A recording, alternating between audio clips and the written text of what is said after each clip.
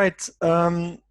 So last time, so I'm not going through a big sort of slightly more detailed revision of what we did last time, as I usually do, simply because we stopped at a point where I think it's better to just go on a little bit to press on before we reach a point where maybe there's some conceptual reflection.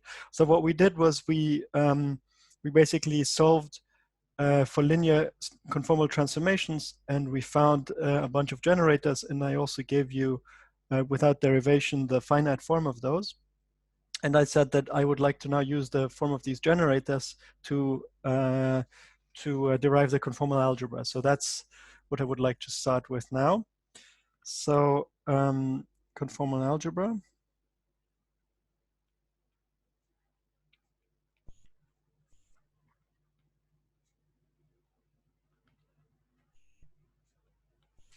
Sort of. Okay. So so we will start by seeing how this generator, these generators actually act on a function. So if we see, let's consider a function. So this is really the simplest example. F that depends on x. Then an infinitesimal conformal transformation, CT. Okay, so what it will do is it transforms x to x primed, but f, let's assume that f is a scalar, so f stays, well, f is just a function, excuse me. So f just goes to f of x primed, okay, which obviously is the same as f of x plus epsilon, okay, where epsilon was our infinitesimal conformal transformation. And then trivially we write this as f of x plus epsilon mu d mu f, okay? And so the change, of course, delta epsilon of f, which is f of x primed minus f of x, right? That's in this case just epsilon mu d mu of f.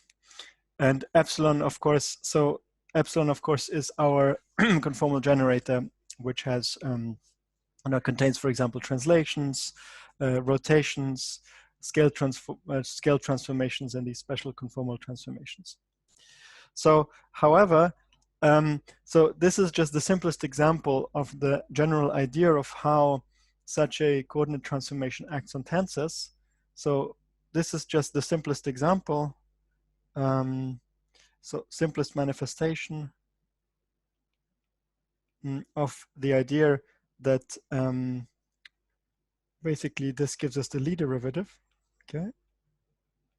So we can write delta epsilon on f is actually equal to the Lie derivative along the epsilon on the function f. And epsilon is now seen as a vector, so epsilon mu d mu is a vector that acts on f, okay? But this Lie derivative, okay, this allows us to generalize this transformation to a general tensor, okay? So for a general tensor,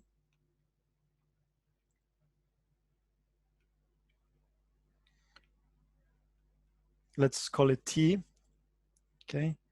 What we have is that we would say that delta epsilon of T would be the Lie derivative along epsilon of T, okay? So let me just remind you also, well, no, I think that's fine. So it's just the change is this. I will give you a special case. I will give you the special case, which is the one that's most interesting to us. Let's say, for example, if you have two vectors, okay, so again, particular case for two vectors. Let's say A, B are vectors. Well, let's say, excuse me, I mean, this argument here of the Lie derivative is a vector, and so this thing here is a tensor, and I'm now going to give you the special case where T is a vector, okay? So then I can write the Lie derivative along A of B. It's just a general, okay, it's a general expression. Of course, we are going to be interested in the case where this A is actually epsilon. Let me just write the general case. Okay, so this will be another vector with index mu, such that its components are basically the commutator. So I can write it as A sigma D sigma acting on B mu minus B sigma D sigma acting on A mu. Okay, and of course, as you know, I can also write this as the commutator of these two vectors as vector fields, the mu component. Okay, and the point is that using this idea, what we're going to do next is, so I'm going to deduce the explicit forms of how the generators act on tensors, and then by acting them, by acting them on general tensors, we will be able to deduce the commutators of the different generators, because both generators will of course always be vectors, as we'll see in a second. And so we're going to be able to deduce the commutation relations of the generators, and the commutation relations of the generators are just going to be an abstract encapsulation of the conformal algebra. So I think it's easiest if I just do this, okay? You will see precisely what I mean. So first of all, how are these generators, how do I deduce the vector form of these generators? Well, we actually already have it, of course. So let's just write it. Okay, so we have epsilon mu d mu. Okay, so if you look back at your, if you look back at last week's lecture notes, you will find epsilon mu explicitly written out. Of course, we've written it out chopped up into the different bits. But epsilon mu is something like a mu for the translation, and then it has, you know, something like omega mu nu for the Lorentz transformations, and it has also the dilatation and special conformal transformation. So now if I write it out, first of all, this defines for me the different parts of the conformal group. So we have a mu, the translation, which is, of course, the translation generator. I have equally, I have the Lorentz generators omega mu nu, j mu nu. I have alpha times d, and I have the special conformal transformation b mu times k mu. Okay. So now I should say that I put an I here. This is just some convention. Okay.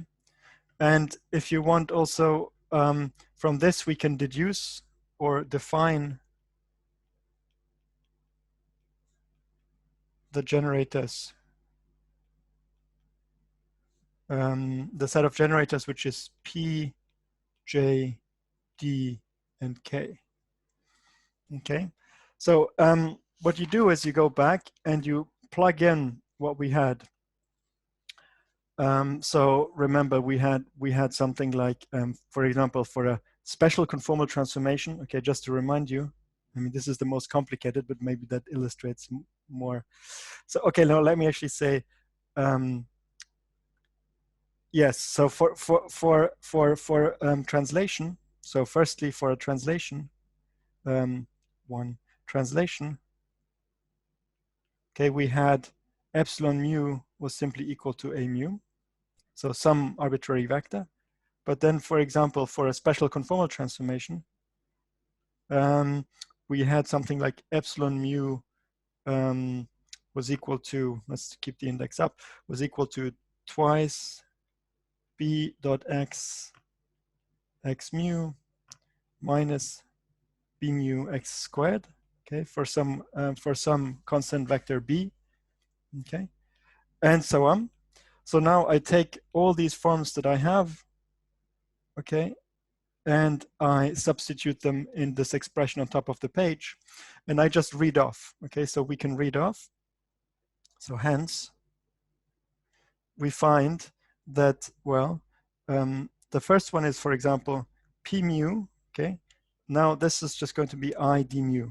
No surprises here, but you see this also follows from just saying that epsilon mu is equal to a mu. Okay, so I have a mu d mu is equal to I a mu p mu in the first line. I read that off, and that tells me that p mu is minus I d mu. Okay. Now, a similarly familiar expression, I think, obtains when I look at j mu nu. So this just becomes 2I times x, the antisymmetrized version, x mu d nu, right? So what I mean is 1/2 times x mu d nu minus 1/2 times x nu d mu. And then the ones that you haven't seen before, I think, is d, which is minus I times x mu d mu. Okay, so now the generator, as here already for the rotation, but the generator here for the dilatation depends explicitly on x. And then the special conformal transformation, this is the one that, again, I wrote now. And this comes from substituting this here and then reading off the coefficient of b mu. Okay, so this becomes minus I times x squared d mu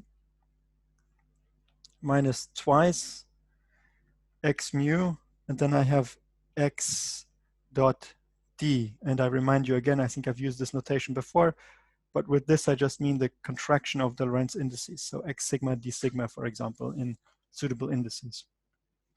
Okay, so these are now our generators of conformal transformations in the form of vector fields that can act on tensors. Okay, so and now the point is that now you see why I quoted for you this whole story of the idea of having the Lie bracket here. Okay, so this tells me that I can deduce the conformal algebra just by looking at the vector commutator between the different generators. Okay, so so in other words, we can use these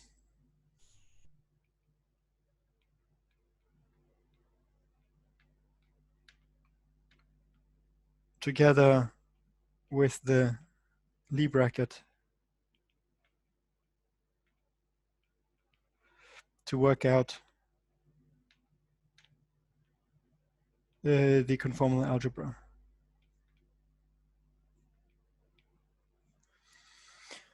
So, well, this is a straightforward but tedious exercise. So what I will do is I will quote the result. Okay, so I will quote the result also in a form that well, is most logical. So I'll start already by saying that there is a part which simply reproduces Poincaré. Okay, that should be obvious because you have the generators A and J. So that part gives you, so now I need to be a bit careful about the indices. Let me write things. So J mu nu J rho sigma. So this will just be the usual I times eta mu rho J nu sigma minus eta mu rho J mu sigma plus 2 more permutations. I have the J mu nu P rho. Right, this is of course exactly the same as we have derived now, I don't know, 10 or so weeks ago. P nu minus eta nu rho P mu. And finally, the two momenta P mu, P nu that are equal to 0. So this was our Poincaré part, nothing interesting here. So now, well, there's one thing that's interesting, but let me hold back on that comment until I've written the whole algebra, okay? So now, things that involve dilatation. Okay, so we have dilatation, which is of course the D generator. So I'm writing here that D with P mu is equal to I P mu, I have D with J mu nu, which is actually to 0. And then there is also, actually, as you can anticipate, there's a D with K mu, but I'm actually going to group that under special conformal transformation because we can maybe have overlapping brackets, but you see what I mean. So now let's look at things that involve the special conformal generator. Okay, so we have, this is what I'm going to do. So D, right, with K mu is actually equal to minus I K mu. So if we wanted, okay, we could logically also include that here, right? So then we have J mu nu K rho, which is equal to, well, this is just saying that this is a vector, so A nu rho K nu minus A nu rho K mu. And we have P mu and K nu, which have a non-trivial transformation, and in particular, they have a transformation that involves again the dilatation eta mu nu D minus J mu nu. So this is okay. So this is our algebra, which I remind you we just derived in a way that is analogous to how you would derive, for example, the Poincaré algebra just from the isometries of Minkowski space. Okay, you could also do this thing where you write down the vector fields generating those isometries. I mean, in fact, we've just done it. That's this part here. Okay, and you would deduce the Poincaré algebra. But what we have done is we have actually done an analysis of the conformal isometries of Minkowski space, which gave us the special cases of all the actual isometries, plus a bunch of things that are only conformal isometries, which involve dilatation and special conformal transformation in some way. And by looking at the Lie bracket of two of these conformal isometries, we were able to deduce their algebra. And this algebra is by definition the conformal algebra. Okay, so if you want, this was just now basically step one in understanding conformal symmetry. This is, of course, analogous to what we had done with the case of Poincaré, where we also derived the Poincaré algebra. Okay, now let me make some comments. So the first comment was actually what I already anticipated, which is that Poincaré and dilatations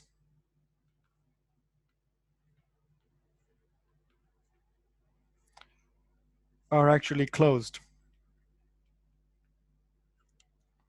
right? So they form a closed subalgebra, meaning you don't need to involve anything else. Okay, so you could just have this. So this opens the possibility that you could have theories that are just Poincaré invariant and scale invariant, but that don't involve the full conformal algebra because they exclude anything that's related to the special conformal transformation. So this means that okay, we could have, in principle,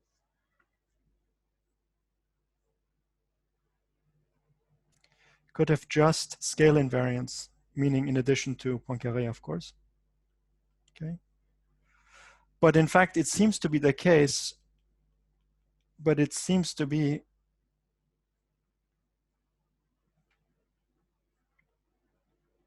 that actually the situation is that once you actually add to a physical theory that is Poincaré invariant, the dilatation generator, you actually automatically also get the superconformal transformations. So Poincaré plus D gives you superconformal transformations and therefore full conformal symmetry in physical systems. And so let me just say, why did I say it seems to be the case? That's because in 2 dimensions, for example, that's a theorem. So in 2 dimensions, you can actually show this. In higher dimensions, there are very good arguments that suggest this. And also, you know, there was a time anyway where people tried to come up with lots of examples, and there were counterexamples of theories that were just Poincaré invariant and scale invariant, and they thought, so this theorem that applies in 2 dimensions doesn't apply in 4 dimensions, for example. But it turns out that all these examples were shown to have either missed the fact that secretly they did have special conformal transformations, or in fact that they were somehow wrong, so that either there was some error in the paper or that there was actually some pathology in the theory. So as it stands right now, it seems like, at least I'm happy to state up until 4 dimensions, that Poincaré and dilatations always gets you the full conformal invariance. Even though on the level of the algebra, okay, that would not be necessary, as I just pointed out. Okay, so that's just one point. So let's give it a bullet point. Okay. Second bullet point is that now, of course, it's no longer the case that the Casimirs of Poincaré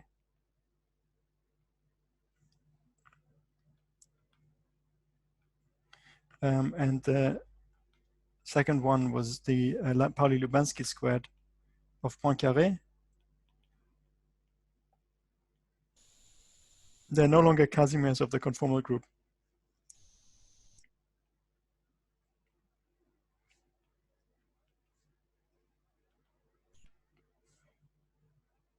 In some sense, again, this is something that one could have expected, because Casimirs, as you know, are those elements that that commute with all the generators, but now you've added more generators, so obviously there's more opportunity now for things not to commute, and in fact that happens, right? So instead, and we will see actually in just a minute why, there is one quadratic Casimir, okay, and that's it. So instead,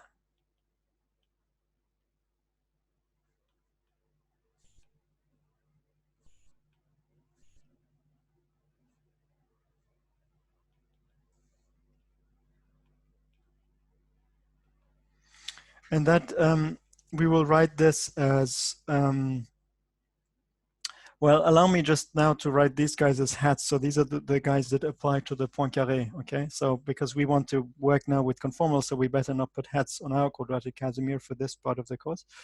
So that guy is actually minus the dilatation squared, minus 1/2 k dot p plus p dot k plus 1/2 j mu nu j mu nu. And fear not, the demonstration of this is part of the exercise sheet, but I'm now going to give you the simplest way of getting there. So we're now going to also discover another algebraic ordering principle with these generators that we just derived, which is actually quite useful. So in order to get there, let me also first do this seemingly trivial exercise. Let's count the number of generators. We had done that for Poincaré. So let's just count for the full conformal now. Okay, so let's count. All right, so we have a mu. So let's keep it d-dimensional. There's d of them, it's a d vector. We have omega mu nu, which is an antisymmetric tensor. Okay, so we have d into d minus 1 over 2 components. We have the dilatation generator, which is obviously just one parameter. And then we have our friend b mu, which corresponded to the special conformal transformation. That again is just a vector of generators, so it has d. So if you add these up, what you will find is you will find 1/2 d plus 1 d plus 2, which I just promise you is the same as the dimension of SO2, D. So the Lorentz group in D plus 2 dimensions with 2 time directions. And why I just completely pulled that out of a hat. This is in some sense has no meaning for you at this point, but at the next bullet point, it will become meaningful. So the point is, it is not a coincidence. This is no coincidence. Okay, but let me just say it one more time. It's the Lorentz group in a D plus 2 dimensional space, not the Poincaré group. It's the Lorentz, well, the Lie algebra, sorry, of the Lorentz group in D plus 2 dimensions. And for the dimension, that was not so important, but I already showed here that it is also the Lorentz group with a very funny signature, namely 2 time directions and D spatial directions. And this structure that we are now dealing somehow with the, I mean, I will show this actually in the next step. I will show that it is exactly this structure, okay, that we're dealing somehow with the Lorentz group of a D plus 2 dimensional space that has a funny signature. It's going to be extremely helpful for pretty much everything we're going to do from now on. Okay, so well, in fact, so what you can do is, and that's what we shall do now, is you can just fit all the conformal generators precisely into all of the generators of SOD, 2. So let's do that. Okay, so let me define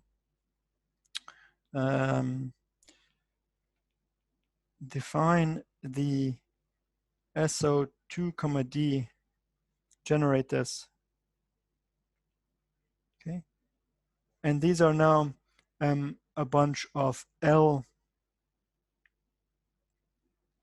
AB, such that the indices A, B, and so on take the value 0, 1, and so on to D plus 1. So there's D plus 2 of them.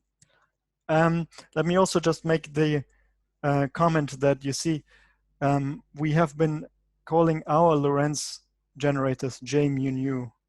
So it may have been natural for us to call these guys JAB, but I'm choosing not to do it because I want to distinguish, you know, I want to distinguish these guys, which are just the Lorentz generators in our physical dimension, which is D, from the Lorentz generators, oops, excuse me, in the D plus 2 dimensions. And in fact, as you will see, there will be an embedding of the lower dimensional ones and the higher dimensional ones. And I think it's better to distinguish them by these 2 names. But you know, don't get confused by this fact. L are just bog standard Lorentz generators, with the exception that the metric that we use, the eta AB, okay, will actually be this funny metric with 2 time. So I'm choosing the first, so the 0th coordinate to be time-like, then all the space-like ones, and then the last one, the D plus first one, will again be time-like. So 0 is time-like, and D plus 1 is time-like. Okay? So, right. So then we can write down the algebra. Okay, the algebra is just, in fact, we just derived something like that, right? So what I'm saying is simply that we go back if we wanted to. Well, we could, of course, go back to any textbook we like, but we could also go back to this friend of ours here, okay? And we just replace the eta by that funny signature, and we label the indices A, B, and so on, because we're in 2 dimensions higher, okay? So it doesn't surprise you, therefore, that we get eta AC, but now the strange eta, right? LBD minus eta BC LAD plus dot dot dot. And so now here comes the identification. Okay, we then identify. So now here L mu nu, so the mu nu generators in the d plus 2 dimensions, they're actually exactly equal to the j mu nu. And now you see why I didn't want to write this, because otherwise this equation would have been j mu nu is equal to j mu nu, but j would have different meaning on the left-hand side as it does on the right-hand side, and that would have been horrible. So that was the reason why I changed the name. But then we have more, because now we have also generators where we have here the index d and an index mu, right? So now from the mu index point of view, this better be some kind of vector, but we have, of course, vectors. And in fact, the combination of the vectors that we put in here is the difference between p and k. And then we have L, we have even another one, d plus 1 mu. And this guy is the sum of p and k. And then finally, we have this corner piece here, d plus 1, which is our d-dimensional Lorentz generator. Right, and there are, of course, no diagonal contributions because these guys are antisymmetric. So then I would suggest that you just go through this, but the Lie algebra of SO2, D, therefore, so literally this algebra, okay, with these assignments, okay, is precisely the Lie algebra of the conformal group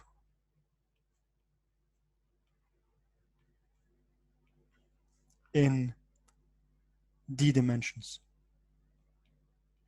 Okay, so at this point, this is just a statement about algebra, and I've given you all the ingredients. But what I'm saying is that if you, well, you can do two ways, of course. You can put in our conformal algebra here on the right-hand side, and then you can see what are the commutation relations that these guys satisfy, and you will find that they can be packaged in this form. Or you do it the other way, right? You use this. Oops, and then obviously deduce the conformal algebra. Either way, the conformal algebra in d dimensions is precisely SO2, D. So maybe just as a little bit of a preview, and maybe also to take a breath. What is it? What does it mean? I'm just pulling back a little bit. Okay, I pointed out to you a while ago that the conformal algebra cannot act as isometries on a d-dimensional space, because d-dimensional space, the maximally symmetric space with the right signature is Minkowski space, and that already all of its isometries are exhausted by Poincaré, and we know that conformal contains more than just Poincaré, so it cannot act as isometries, which is why they act as conformal isometries. However, if you are willing to go to higher dimension, namely d plus 2 dimensions at this point, there is a way that the conformal algebra can act as isometries, right? That space is this funny Minkowski space, which has 2 time directions. So that is the first hint that something goes on in terms of dimensions if you want to realize a theory starting with the conformal group. There is a very nice way of representing the conformal algebra as isometries, but only if you go to higher dimensions. Pranjal has a question. In this particular d plus 2 dimension, it acts as a isometry or a symmetry? Because I thought this is a higher dimensional, like a sphere kind of a thing of which this is a symmetry. Why do you say sphere? I think it's just the higher dimensional 2-time Minkowski space at this point. I think well, no, go ahead. Yeah. By sphere, I meant more like a hyperbole in. No. You're victim of your own knowledge. There is also the hyperbolite story, but the hyperbolite is in d+1 dimensions. Currently, we're in d+2 dimensions. Ah, But okay. okay, so you already know where we're going, and that's why you got a little bit confused. So at this point, and that's also how I want to just present it. This is the isometry algebra of d+2 dimensional Minkowski space. But we can actually do a little bit better, and that's what we will do soon. Ah, okay, thanks. But there is no hyperbolite, no sphere involved. It's just flat d+2 dimensions, but with this funny signature, there's 2 times there. Okay, are there other questions? Yeah, Julian, I have a question also. Yes. Okay, there's 2 more. Yep, Davide first, and then Guillaume. Yeah, I wanted to ask you, concerning the fact that you mentioned that Poincare plus dilatation is not, I mean, in physical theory, you're very likely not to get that as the final symmetry. That's right. I wanted to ask you if there is a number of dimensions in which you can identify only Poincare plus dilatation as isometries, because I don't know. Wait, you mean asymmetries of the theory? Yeah. Yes, I haven't followed entirely the literature, but I do think that the question is open still in higher dimensions. So it is possible that, yes, in higher dimensions, you can find such theories which only have Poincare and dilatations as a symmetry. I mean, but you can find an isomorphic theory in more dimensions in which this algebra is an algebra of some isometries. This is my question. No. Those 2 issues are unrelated. So yes, those 2 issues are unrelated. So there's the one issue whether in general, in any space-time dimension, so question 1, in every space-time dimension, there is a conformal group. In d dimensions, it happens to be SO2, d, right? So now you can ask, is there a theory, but that conformal algebra always takes the form that the Poincare part and the dilatation part form a closed subalgebra.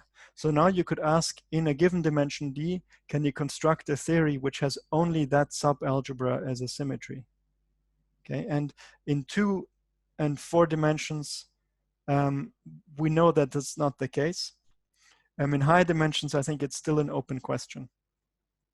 Yes. The second part is whether on the level of the action of the conformal algebra as isometries, in what dimension can you have that just as isometries? In this case, the dimension is d+2. But those are really, to my knowledge, totally separate issues. Okay. Yeah. Okay. I think. Yeah, my doubt was about that if there is also a group of isometries which totally encodes only the subalgebra of Poincare plus dilatation. This was my question. Okay. Yes. Yeah, sorry, maybe yes, there is. But you see, again, well, I need to think a little bit about, let me think a little bit about it. Yeah. Okay, thank you. Guillaume. Yes, just a quick question, but is this identification valid for also for d equal 2 dimension, or is there subtleties or something else to speak? This is also true for 2 dimensions. But okay. But your question is maybe based on your knowledge that the 2-dimensional conformal group is special? Yes, that's it. Yes. Okay, but let me say again that in all dimensions, there is this global conformal group. So what we're talking about here is the global conformal group. And everything we've been saying about the global conformal group is in fact true for all dimensions. However, in some dimensions, and 2 is the most famous example, there is more than the global conformal group. There is also this whole Virasoro structure. Okay. Okay. Okay, I see. Is that clear? Yes, yes, I see. So the Thank structure we talked about is there, but in 2-dimension there's even more. you. But in all higher dimensions, there's just what we talked about and not more.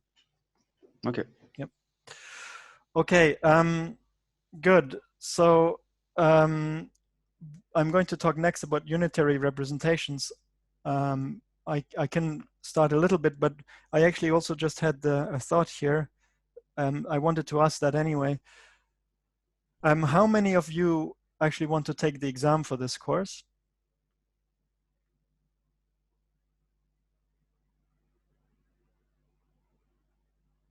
So, okay, excellent. At least me, I think. Yes, there seems to be just one of you. But I mean, I was going to suggest, I mean, I have a couple of papers that actually caught my attention, which you could do final projects on.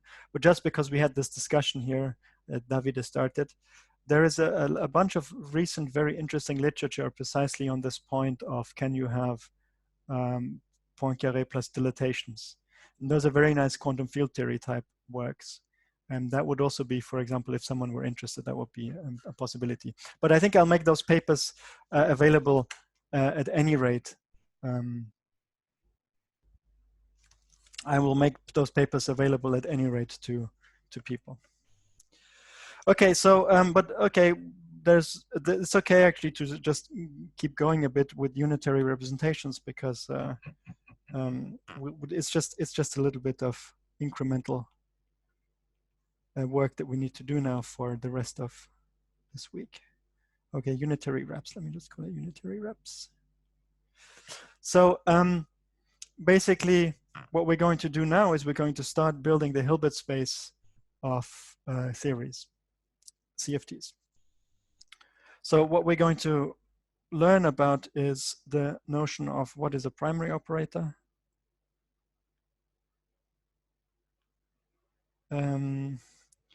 The idea that is known as radial quantization. Okay, that's going to be super useful. And then we're going to address a little bit unitarity in the context of CFT.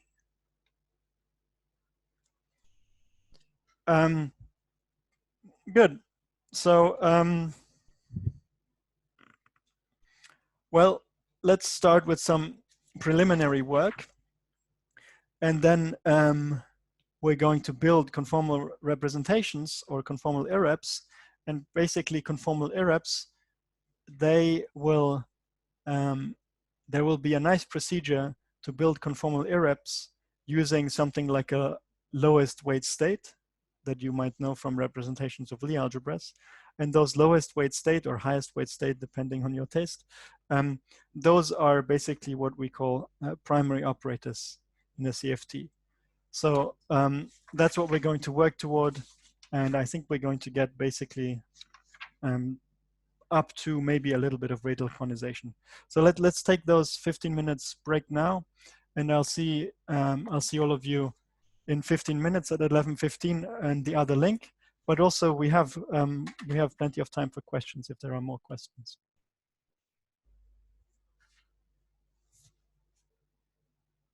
Yes, Manos. Yeah. Mm-hmm. Hi. Hi. Yeah, it was more of a comment. I just wanted to mention about why the conformal group is SO2,D. Yes, please. So you can actually, so this is related to Pranchal's question, you can embed Minkowski space in D dimensions as a light cone in this 2-time embedding space. Yes. And that's kind of where this identification comes from. Yes, indeed. That is something like known as the embedding formalism. But what we're going to do is we're going to go right to the hyperboloid. So, right. No, of course. Yeah. And I thought that was the hyperboloid was Pranchal's question. But I agree that there's a beautiful way of thinking about, in fact, all the constraints that the conformal algebra has in D dimensions by using this light cone that Manos mentions. So I don't think I have time to treat that part in the course, but I do actually encourage those who are interested in reading that because it's actually a very efficient and quite beautiful way of going about things. So thanks for that comment. Anything else?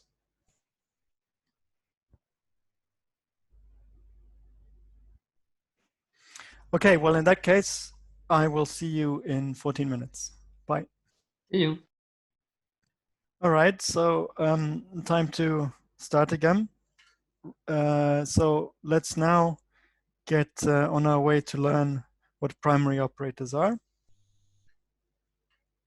Okay, so for this, let us recall how things worked for the field operators in unitary irreps of Poincaré. So recall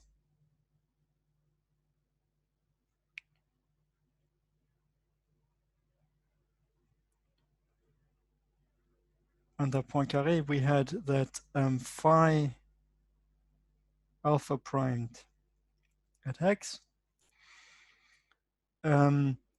So this was something like u of lambda a phi alpha at x u inverse of lambda a.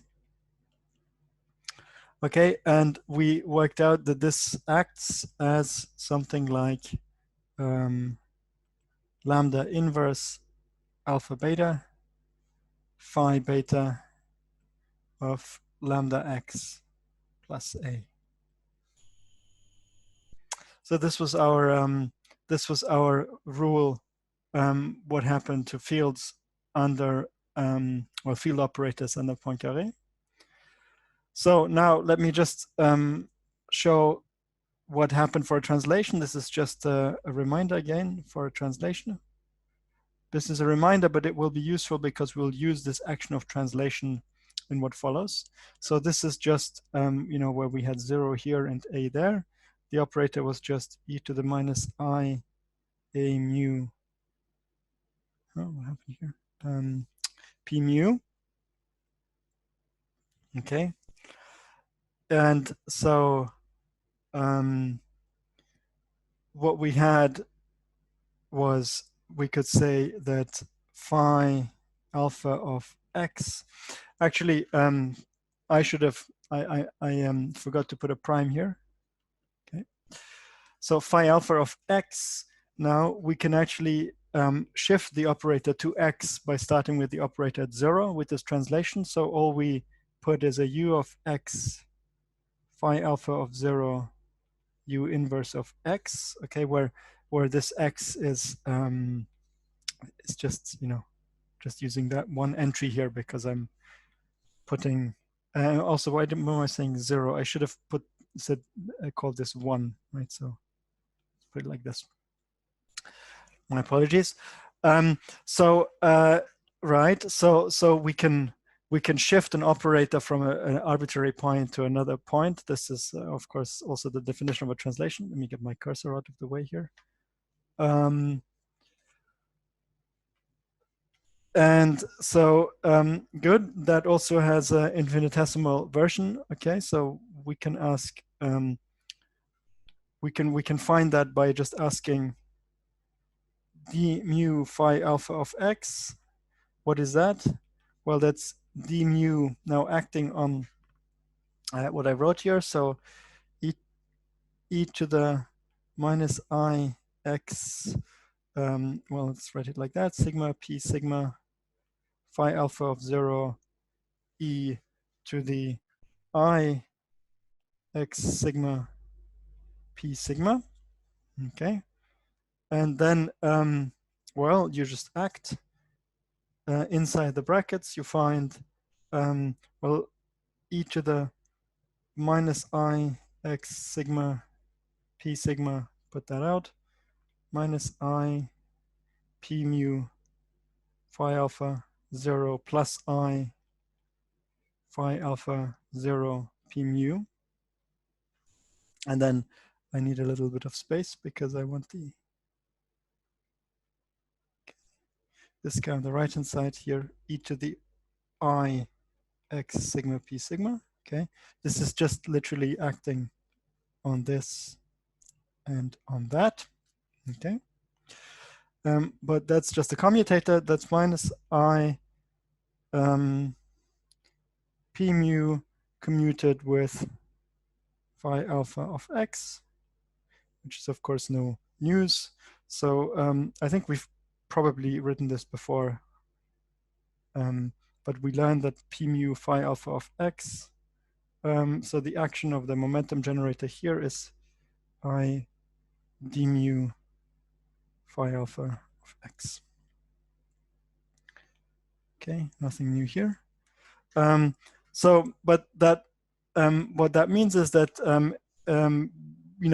we can act at a particularly convenient point. So let's say at the origin with the remaining conformal generators, and then translate it to a finite point, arbitrary point, by basically using this P mu generator. And as part of the conformal algebra, we've already written down all the rules of how to act with P mu on the remaining conformal generators. So this is basically what we're going to do. So we're going to first act at the origin, meaning on phi alpha at 0, and then we're going to translate to arbitrary x using the translation part u of x. So that means that, well, now let's write down how the conformal group acts at the origin. Well, the Lorentz part, J mu nu phi alpha of 0, that's just the usual part of Lorentz, meaning that in the at the origin, this just defines the intrinsic angular momentum, in other words, the spin of the particle. So this acts as the spin matrix S mu nu in the appropriate representation, alpha beta phi beta of 0.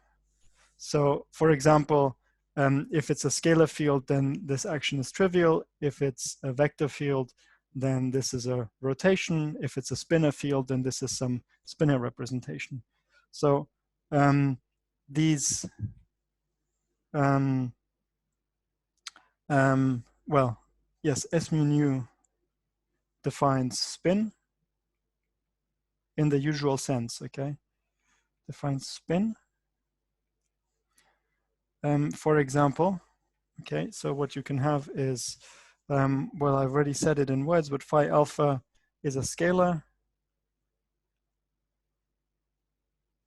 Then this S mu nu can be just taken to be 0. If phi alpha is, let's say, a spinor, so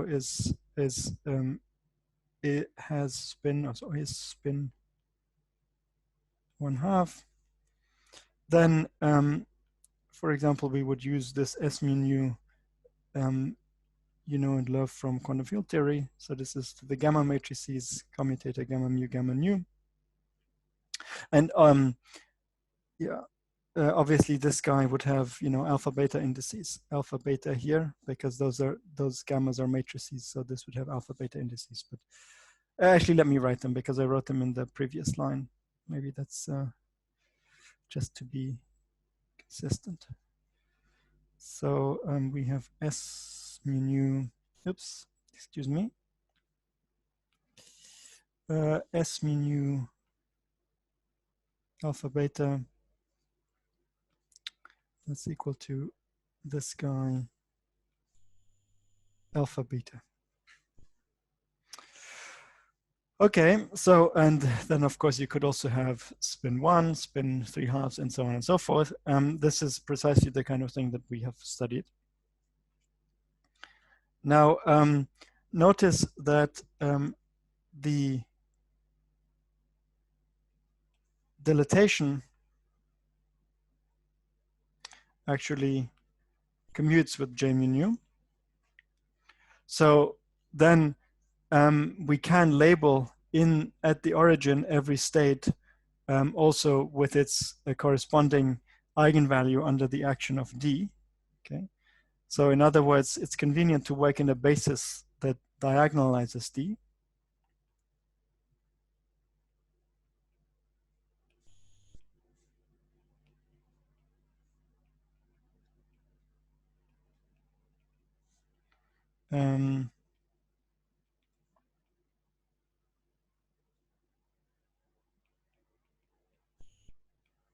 Okay, so in this case, of course, then the action, so let's just not change the notation. We just assume that that's the basis that we've already used. Okay, so this is the choice of the basis. And so then this field will just be I delta phi alpha 0, where this defines what we call the dilatation eigenvalue.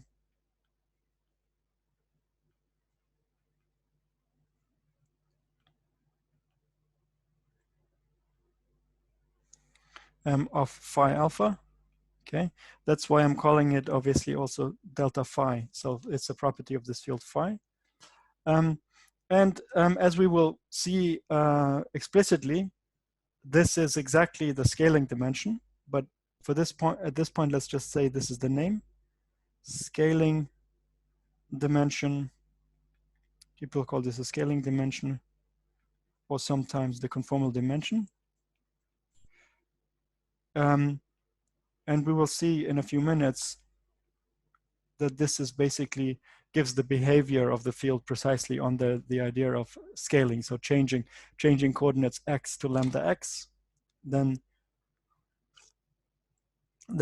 okay, this delta phi will basically tell us how the field itself changes. And now, okay, let's how to say.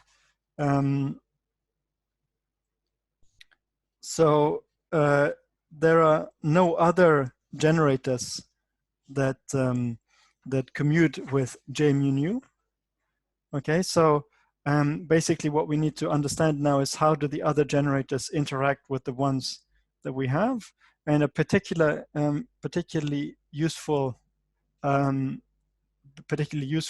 set of generators is D with P mu. Okay, so recall that this was equal to I P mu, and D with K mu, which was equal to minus I with K mu. Okay, so that should remind you of raising and lowering operators.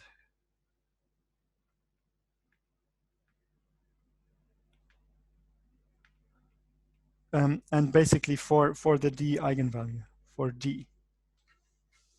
Okay, because K mu comes in with the minus sign here, that's like the lowering operator, and P mu comes with the plus sign, that's like the raising operator. So what we're going to do is we're going to now look at what happens to a field that carries a representation labeled by its spin content and by its dilatation eigenvalue under the action of the rest of the conformal group, and we start by the action of D. We start by the action of P and K. So one thing that we can do, therefore, in order to understand the structure, is we can actually consider the following new operator. Consider psi alpha mu of x, which is defined to be the action of k mu. So therefore, the mu index comes from this k mu, acting on phi alpha of x. So thus the alpha index. So psi alpha is like a field like phi alpha, but it is obtained from phi alpha by acting with k mu on it. And the expectation is that because k mu has this particular commutation relation, that psi alpha has a simple behavior under dilatation with the dilatation eigenvalue somehow lowered. So we will establish that now. So phi alpha by definition had this simple action of the dilatation. Okay, and now we're going to establish what is the action of dilatation on psi, and it will be almost as simple. Okay, so what we know is that by definition, the eigenvalue of dilatation of psi, so let me call that guy delta psi, this can be obtained, okay, by acting on psi with d. Okay, sorry, I'm switching back and forth. That's because of this definition here. So I'm now acting with d on psi, but let me just immediately substitute our definition of psi. So that was k with phi. Okay. Now I have something here, which is sort of the form, you know, A commutator, B commutator C. So that allows us to use something like the Jacobi identity. Okay, so this just says that if I add the 3 cyclic permutations of the triple commutator, I get 0. So therefore I can write this, right, as minus the first cyclic permutation, which will be k mu phi alpha with d, and it will be minus the second cyclic permutation phi alpha d with k mu. So what do we get here? Well, phi alpha d with phi alpha was I delta, so phi alpha with d is minus I delta, so this is I delta of phi, okay, times k mu phi alpha. And here what we have is we have phi alpha and d with k mu. What was d with k mu? D with k mu was minus I k mu. So I put the I here, and then, excuse me, this is just phi alpha comma k mu. Aha, but that's exactly what we wanted, because it's I of delta phi minus 1 into k mu phi alpha, which is I delta phi minus 1 on psi alpha mu. So what we learn is that delta psi is equal to delta phi minus 1. Right? So, good. So, similarly, you can do the same computation. P mu sends a delta phi to delta phi plus 1. So what you can do is you can have some sort of tower of states where, let's say, you start with your field phi. Let me suppress the index alpha just for brevity. And so we have delta phi, and then we could act once, let's say, with P. Well, let me see. How do I want to draw the arrows? Let me first act once with k mu. Okay, then we get this psi. Running out of space here. Let me just draw this on a, don't want to cram this too much.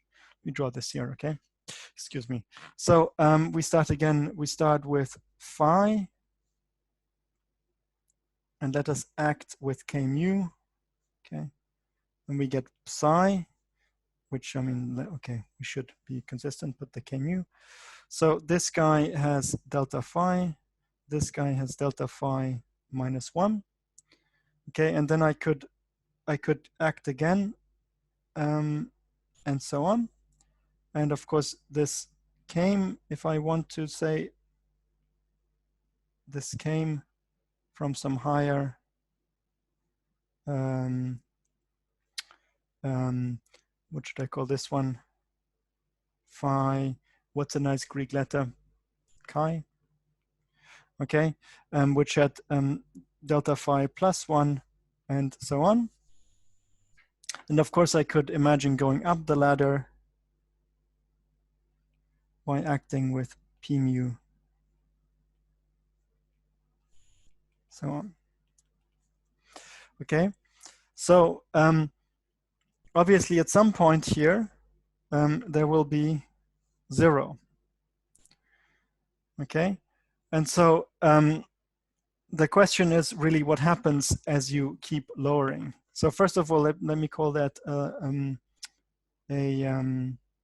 well, this is just a ladder. I don't really need to call it that. It's sort of obvious what that is. So with this 0 here, I put a little question mark because we haven't really made any statement about what happens. What I'm just suggesting is that as you keep lowering, at some point something will happen. We'll establish that. Okay. But there is one piece of nomenclature which maybe, yeah, okay. No, I'm not going to write it on the other page just because I can fit it there. It's just that psi alpha mu is called a descendant of phi alpha because it arose from phi alpha simply by acting with the operator k. So descendant operators can be basically reached by going up and down this ladder if you want. Okay. So now let me address this thing here. So as we will actually do once we've gone to radial quantization, okay, one can actually show, okay, that delta is actually bounded from below.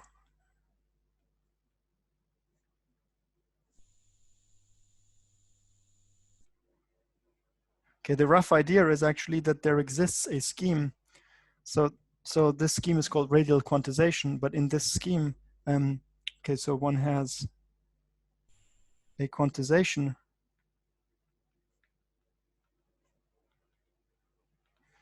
in which D is actually the Hamiltonian. So this operator D is the Hamiltonian in some quantization scheme, and then the delta are the energy levels. And then simply the stability of the theory, namely that there aren't arbitrarily low energy eigenvalues, so the system has a ground state, basically is the same as the fact that at some point there is a lowest delta that I reach. Okay? So we will really do that in detail, but that's the rough idea. So the idea is that you cannot lower delta as much as you want. But for now, let us just state, therefore, that there exists some delta min, okay? And this delta min means that, of course, I cannot act any more on it with k. So k must annihilate it. So delta min corresponds to, excuse me, one of these fields, phi, chi, psi, whatever name you want to give it. I'm calling it O min, and this O min is such that if I wanted to act with k on it one more time, I have to get 0, because otherwise there would be another operator whose dilatation eigenvalue is lower than delta min, which contradicts the fact that that delta min was the lowest. Okay, so therefore we have to have one operator where this happens, and it turns out that any operator which is annihilated by the k mu generators, that is what we call a primary operator. Such O min is called a primary operator.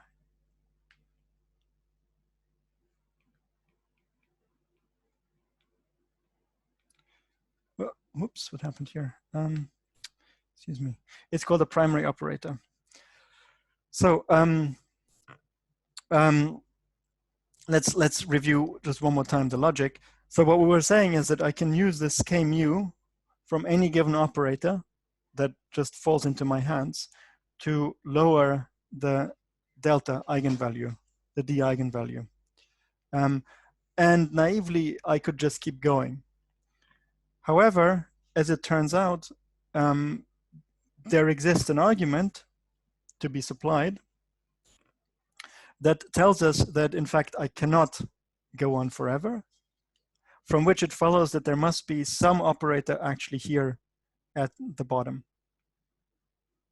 Some operator must be here at the bottom of this ladder. Okay, so let me therefore remove this now and just say that there is some O min, which is really the primary at the bottom of this ladder. And this guy is called the primary operator, and it plays an important role in, well, actually a lot of conformal field theory, but certainly for the remainder of this lecture.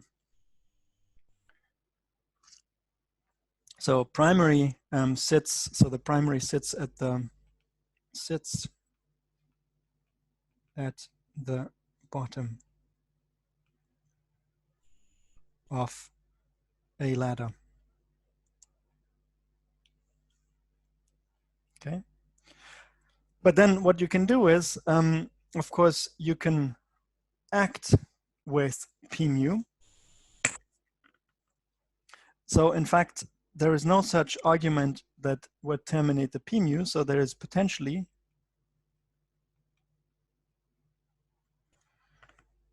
infinitely many operators by acting with p mu on this primary. So things of the form, you know, p mu1, comma, a whole bunch of p's, p mu n ox, and then we somehow have to learn how to close all these brackets. And actually, so I apologize, I was saying things in a slightly confusing way. It is customary to call those guys descendants, right? So we refer to the act of raising the delta eigenvalue by delta as the descendant operation. And so all of them originate from acting a number of times with p on a given primary, and those are all the descendants of this given primary. So this is really how we should refer to descendants. So I was not saying it in a very clear way before. But this is the idea, basically. We act with p mu on a primary operator, and we generate all the descendants. And so the primary operator plus all its descendants is what one can call a conformal family.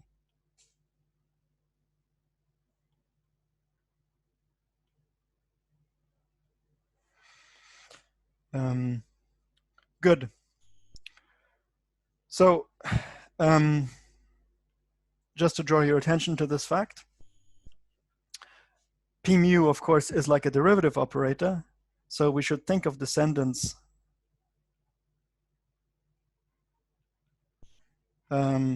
as being related to the primary operator by derivatives. I mean, in the obvious sense that p mu acting on some O is something like d mu acting on the O. And so if I act many, many times with p mu, I just have a string of derivatives acting on this primary operator. Okay, but so what that means is that somehow the important ingredient is the primary operator. Okay, once I give you all the properties of the primary operator, then this whole conformal family can be constructed just by acting on it with the symmetry algebra, meaning the p mu's. Okay, so in some sense, the minimal amount of ingredients that I need to define conformal representations, the representations that enter our theories, is the primary operator. Okay, so if I want to tell you, I specify a given CFT, so tentative definition of a CFT, well, I don't need to tell you about every single operator that's in it. I only need to tell you about those which are primary operators. So let me call these OI of X. So this is the set of all primaries.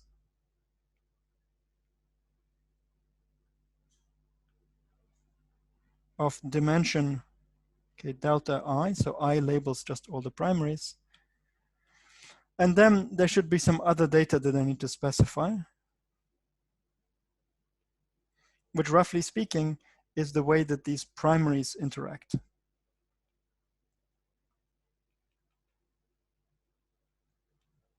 Okay, so what I haven't told you yet is that not only on the level of representations can I deduce everything from the primaries, but also actually at the level of interactions. Once I know how the primaries interact, I can deduce in a similar, albeit slightly more complicated way, how everybody else interacts. So I need to really only give you the data of what are the primaries, how are they characterized, and how do the primaries interact with another. Okay.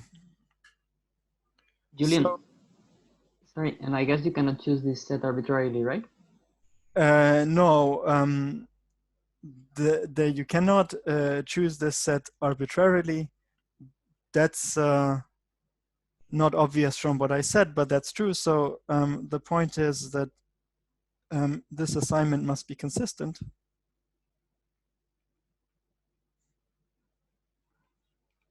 Must be consistent in the sense, for example, that there is an associativity of the algebra of these operators, and actually imposing this consistency. So just starting with an arbitrary set of primaries and their interaction rules, and then imposing consistency to then learn something about the space of theories. This is actually what's known as the conformal bootstrap.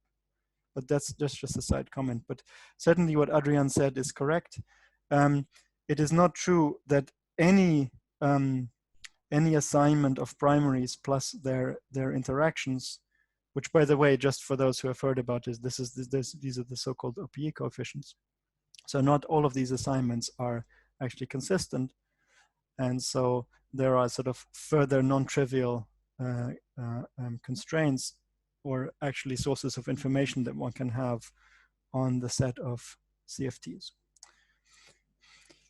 But okay, we will get there probably more toward the end of this lecture course. Okay, sorry for the interruption. Sorry, was that Adrian?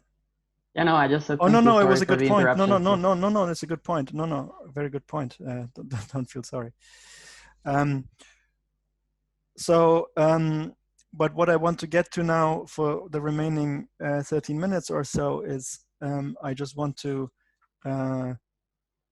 bring to the end the strategy that I was outlining, which is that we characterize, where did I write this down?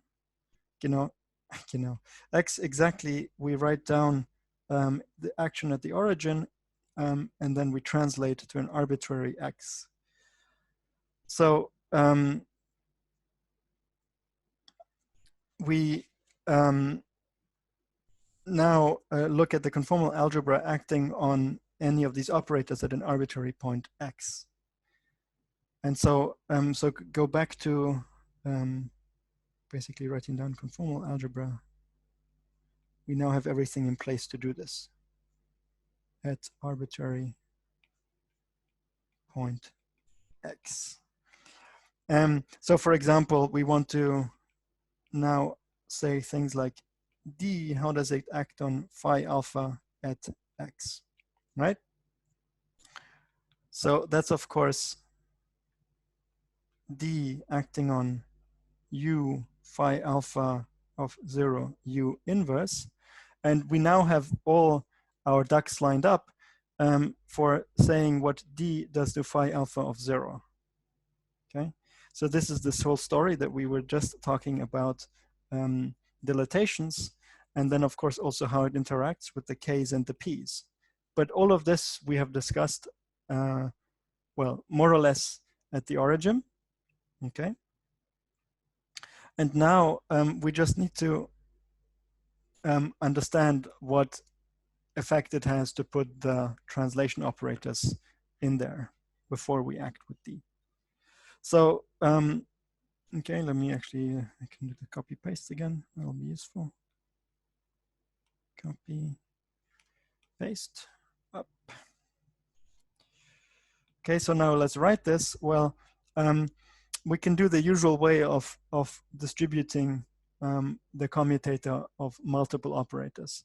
So one convenient way of writing this is we take out the U, then what remains is D acting on phi alpha of 0 U inverse, and I should also act with D on U times phi alpha U inverse.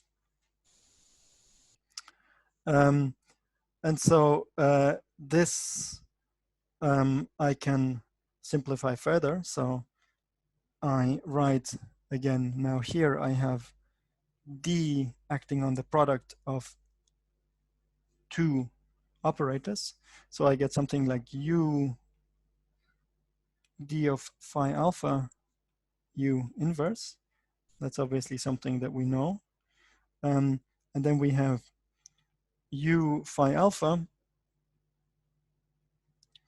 on D with U inverse.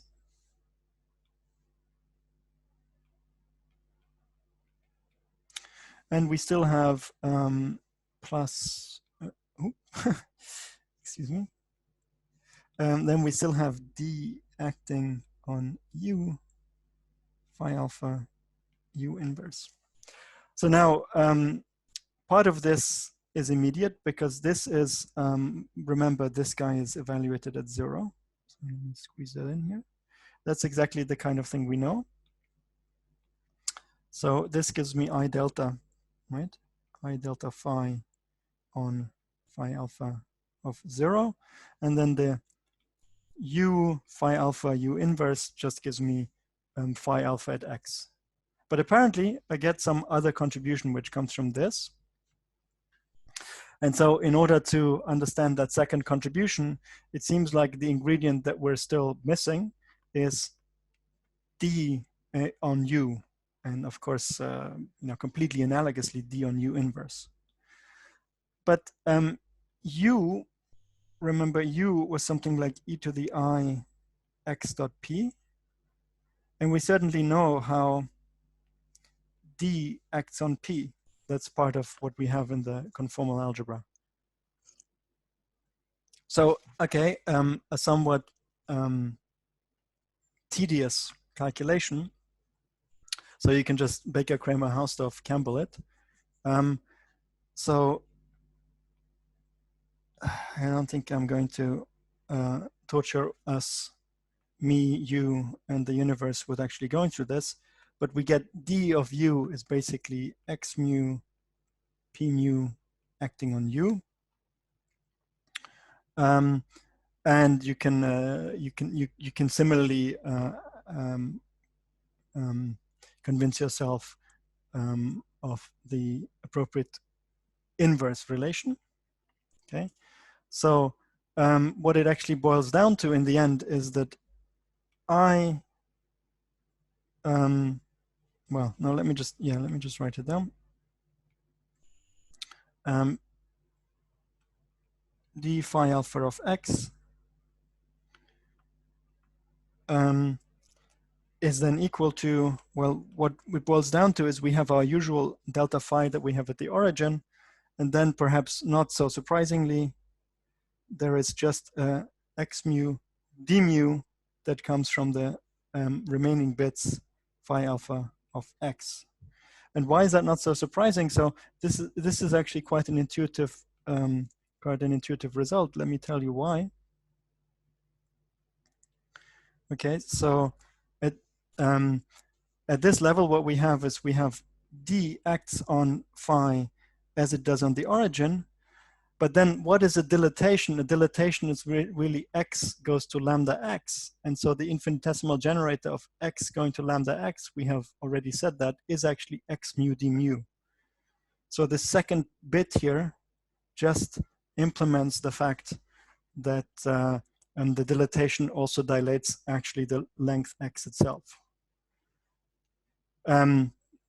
Maybe this is not immediately intuitive to you now, but if you go through everything that we've done today one more time, you will see that, okay, that you can see this as basically being the action of the dilatation on the coordinate itself. And so it makes sense that you have the intrinsic delta phi that you have that has nothing to do with the action on the coordinate. And then you have this thing that came from putting it at an arbitrary coordinate x. It's just a natural action on x going to lambda x. Okay, what is less intuitive perhaps is what happens to certain other generators, and there is some exercise to do this on the problem set. So in a similar fashion, one establishes actually that J mu nu on phi alpha x, well, there's nothing particularly new here, but you get the S mu nu, so the intrinsic one, alpha beta phi beta of x. But what happens if you actually are at a finite distance? Well, you can also have orbital angular momentum. So this gives you something like x mu d nu minus x nu d mu acting on phi alpha. Okay, so far so good. The thing that is really a little bit more painful, also the final expression, that is actually the way that the special conformal generator acts at the general point. So you're invited to show this. So K mu acting on phi alpha. So first we have our familiar form, I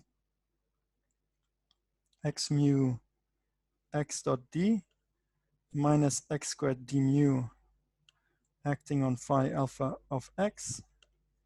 And now comes a fun bit, which is that you also get a contribution that is, oops, excuse me, minus 2i x mu delta phi. So somehow the dilatation eigenvalue comes in here, phi alpha of x, minus 2i x sigma s sigma mu alpha beta phi beta of x. Let me make this sigma more readable. All right. This all deserves to be in the same box.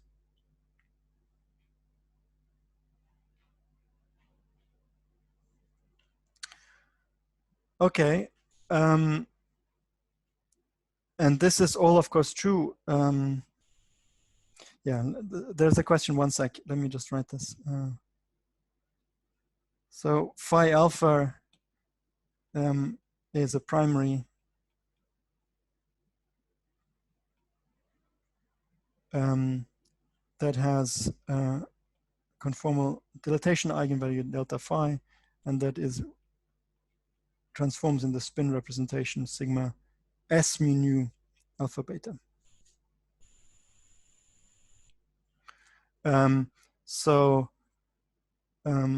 Good. Yes, there was a question. I think you just answered the question. Excellent. Thank you. So,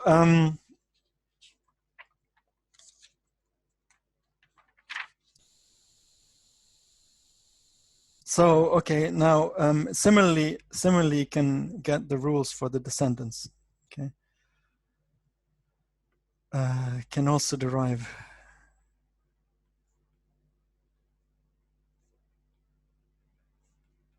for descendants. Oops. But in general, of course, all of these things just reflect the way that ultimately D and the other generators commute with each other. So the conformal algebra. So for example, if we look at, okay, where have I written it? If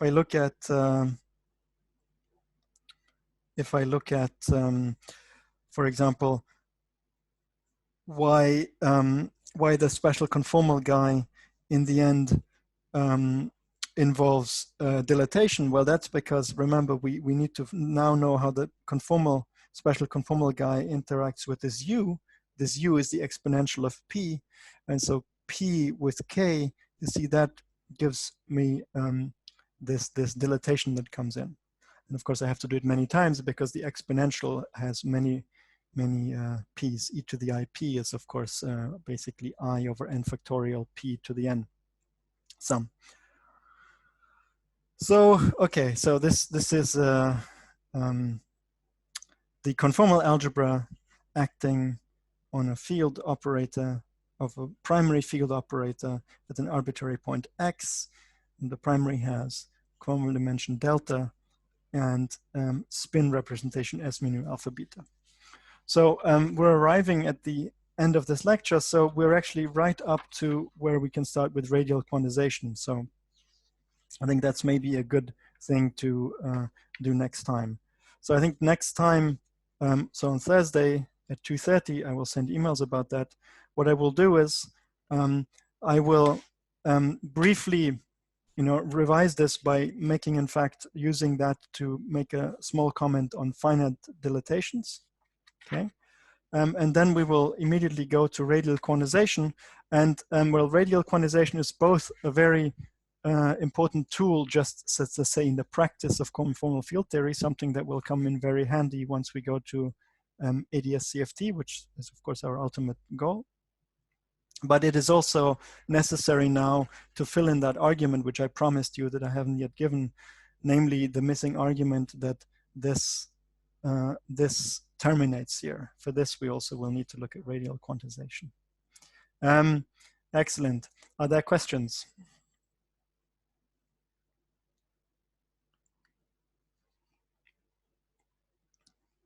Okay, it doesn't look like there are any more questions. I will make a couple of suggestions now also during the course of this week of possible assignments for papers for the final projects. But let me remind again, for those of you who are interested in actually taking the exam or doing a final project, I'm also completely open to any suggestions that you might have for alternative papers. So this is maybe also a good time to think about those. And I remind you again, the form that this will take is that I will ask you to write a little report on the paper. And don't go overboard, I'm not asking you to write like some 50-page book chapter, just a concise report that tells me what's in the paper. And I will also then ask you to give a presentation. And I think I can give every student 40 minutes for this presentation. And this will be a presentation. So even those of you who don't take the exam, I would ask you, just as a favor to those who do, to attend. We will just have like sort of one more Zoom session where there will be a couple of seminars. It looks like there won't be more than 2. And they will be presentations on material that is related to the course, but maybe goes off a little bit on a tangent or goes a little bit beyond what's in the course. Okay, so see you on Thursday, or see you virtually replay anytime between then and the next lecture, and certainly see you all next Tuesday, okay? So bye, enjoy. Goodbye, thank you. Bye. Thank you. Bye. Bye. Thank you.